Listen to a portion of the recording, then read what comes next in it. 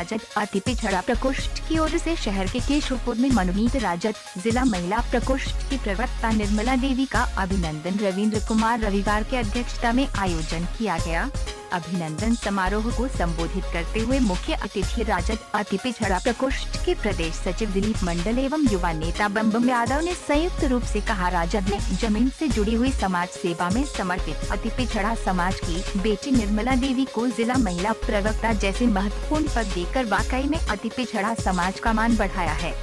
मुंगेर राजद अति पिछड़ा प्रकोष्ठ की ओर से शहर के केशवपुर में मनोनीत राजद जिला महिला प्रकोष्ठ की प्रवक्ता निर्मला देवी का अधिकारी साथियों, आज बहुत ही हर्ष की बात है कि हमारे गरीबों के मसीहा आदरणीय लालू प्रसाद यादव, उन्हीं के राह कदमों पर चलने वाले तेजस्वी यादव जी ने अति पिछड़ा महिला प्रकोष्ठ की जिला प्रवक्ता हमारे क्षेत्र की महिला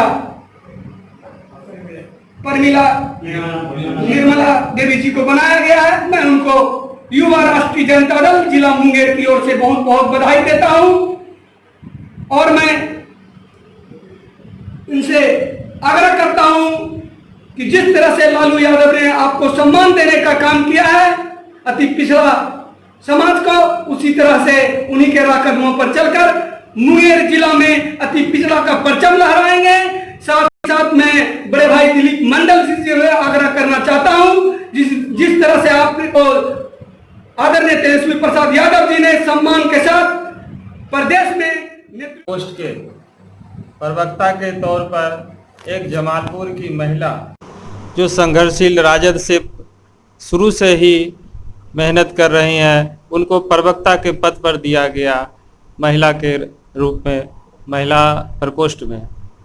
इसके लिए महिला प्रकोष्ठ के जिला अध्यक्ष बबीता जी को हम धन्यवाद देंगे कि जमालपुर क्षेत्र को ही चुना गया प्रवक्ता के लिए। और मैं श्रीमती निर्मला देवी 1990 से ही राष्ट्रीय जनता दल का झंडा धोते हुए आ रही हूँ। बीच में कुछ परेशानी हो गई थी, मैं छोड़ दी थी राजनीति, लेकिन दिमाग से मैंने नहीं छोड़ा था, मैं शरीर से छोड़ दी थी। चूँकि काफ़ी परेशानियाँ थी तो मैं उसमें काम कर रही थी। अब देख ही रहे हैं कि मैं विडो हूँ, हैंडीकेप्ट हूँ। विडो हैंडीकेप्ट होने के नाते भी मैंने काफ़ी काम किए हैं सरकार के हित में। जब हमारी सरकार थी, राजद की सरकार थी, तो इस तरह का मैंने भ्रष्टाचारी का बोलबाला तो था ही नहीं। हम लोग जो चाहते थे मामूली कार्यकर्ता और अफसर वैसा क्या करते थे। और हमारे बीच एक कलेक्टर हुआ करते थे रामानंद यादव, उनके पास मैं जब जाती थी किसी काम को लेकर के, वो कहते थे कि आप क्यों आए निर्मला जी, मैं खुद आ जाता आपके दरवाजे पर। तो ये सब शख्स थे राजद में और ऐसा ईमानदारी था। लेकिन अभी आप थाना जाएं, कहीं भी जाएं, वो बिना थानेदार बिना पैसा लिए तो कुछ बोलता ही नहीं है। मैं उनसे सवाल करती हूँ क्या आपका वो नहीं हुआ या नहीं, तब मैं बरांडे पर कदम रखूंगी। जो अच्छे दरोगा होते हैं, अच्छे थाना प्रभारी होते हैं, वो तो लज्जित हो जाते हैं। वो कहते हैं नहीं मैडम, जूता भिंगा के मत मारो मुझे, मैं उसमें नहीं हूँ। तो मैं कहती हूँ कि अरे भाई, ये सुशासन में सब लोग वैसा ही हैं। माननीय मुख्यमंत्री जी के बगल में बैठने वाले को भी लोग नहीं छोड़ते हैं, उनसे भी घूस लिया जाता है। इसी बात पर हमारे माननीय विधायक, क्षेत्रीय विधायक को बड़ा दुख हुआ और उनके आवास में जाके कहा, उन्होंने कहा कि क्यों आई आप मेरे पास।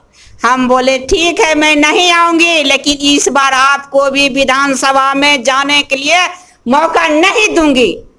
मैंने उनके आवास में कह के आई हूँ। इसलिए साथियों, अभी आप देख रहे हैं महिला कितना दुखी और पीड़ित। डेली मैं अखबार पढ़ने का काम करती हूँ और अखबार में डेली महिलाएं का जो है असमत लूटा जा रहा है। और असमत ही नहीं बल्कि उसको गला घोटा भी जा रहा है, सबको दफनाया जा रहा है, सबको हटाया जा रहा है, क्योंकि पहचान ही इसका न रहे। ये क्या है? ये सुशासन की सरकार है। अगर बदमाश को डर होती पुलिस की तो ऐसा नहीं करता। एक समय था राजद का, 10 बजते ही पेट्रोलिंग की गाड़ी रोड पर चलने लगती थी और हम लोगों को दरवाजा खटखटाते थे कि मैडम सो रही हैं, क्या कर रही हैं, अंदर से आवाज दे रहे थे हाँ सर सो रहे हैं। आज कहाँ चली गई पुलिस की जिप्सी? उसको तो बैठे बैठे पैसा पहुंचा रहा है दलाल, और वो पैसा लेने में मशगूल है, घुसखोरी करने में मशगूल है। चिकित्सा को देख लीजिए, किडनी तक बेचा जा रहा है। जब तक डॉक्टरों को हजारों रुपया फीस नहीं देंगे आप मर क्यों नहीं जाएंगे?